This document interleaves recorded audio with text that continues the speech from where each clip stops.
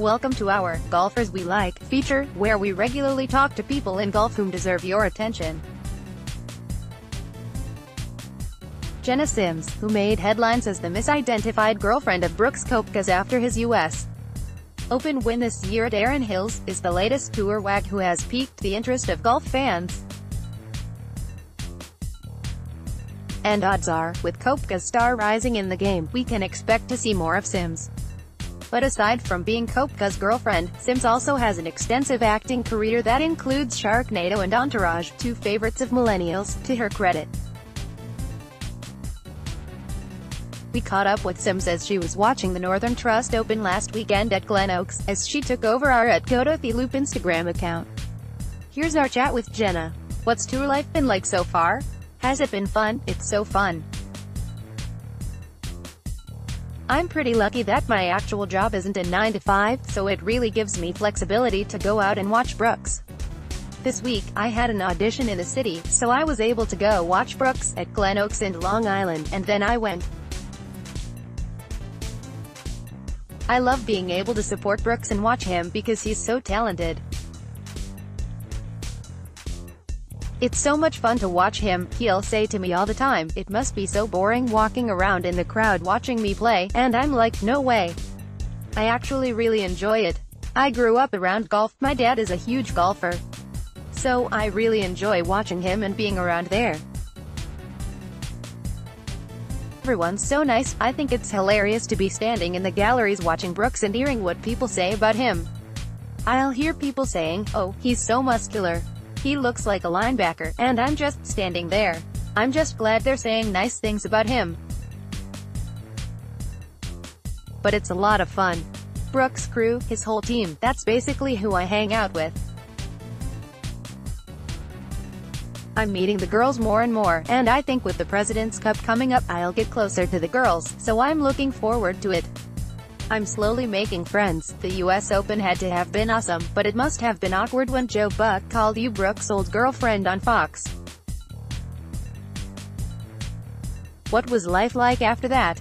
I'm sure you had hundreds of texts from friends. My phone lit up. It was half like, "Congratulations to Brooks," and the other half were, "Did you hear what happened?" And I was like, "Of course I did." It was immediate. I was like, "It's okay, life continues.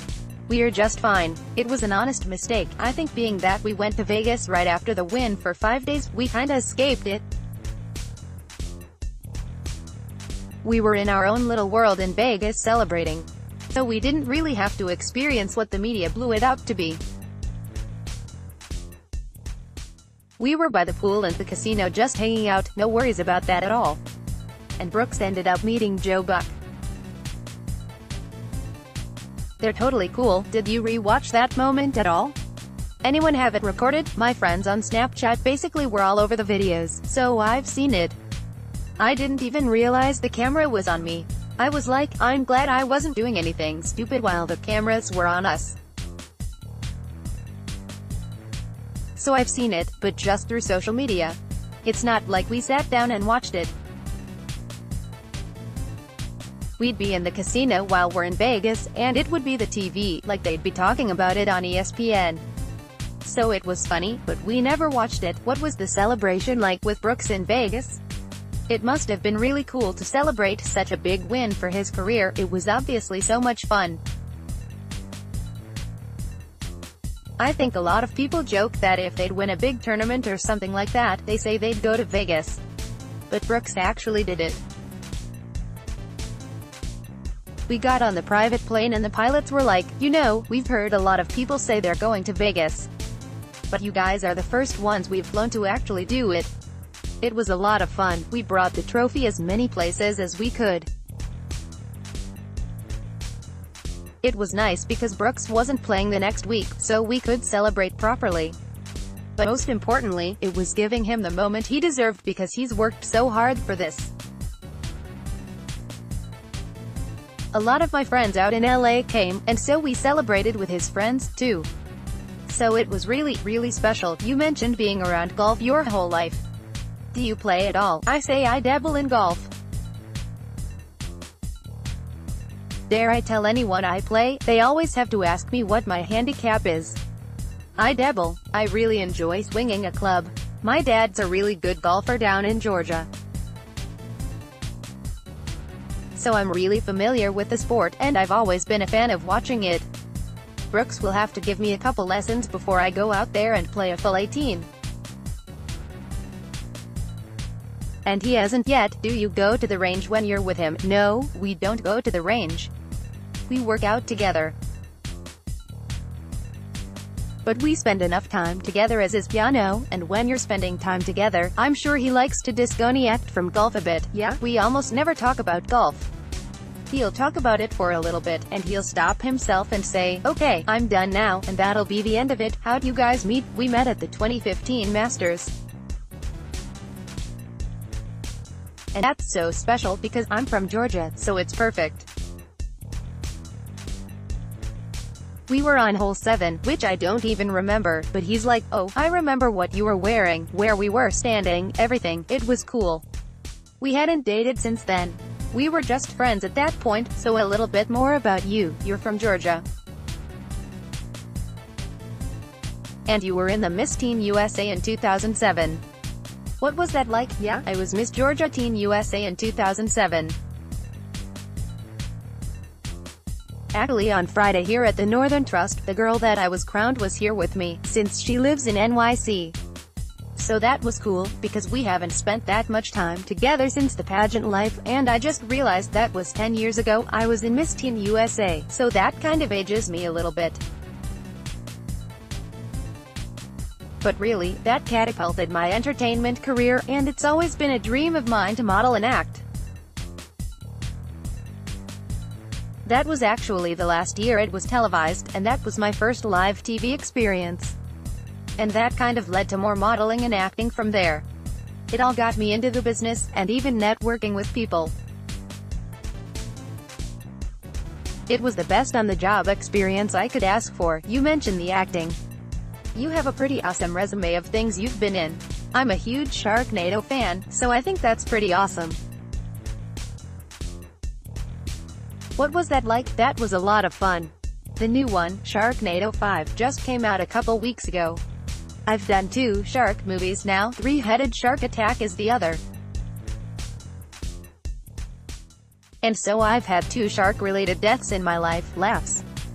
But it's fun. The Three-Headed Shark Attack was done by the same production company as Sharknado, so I knew everybody from that.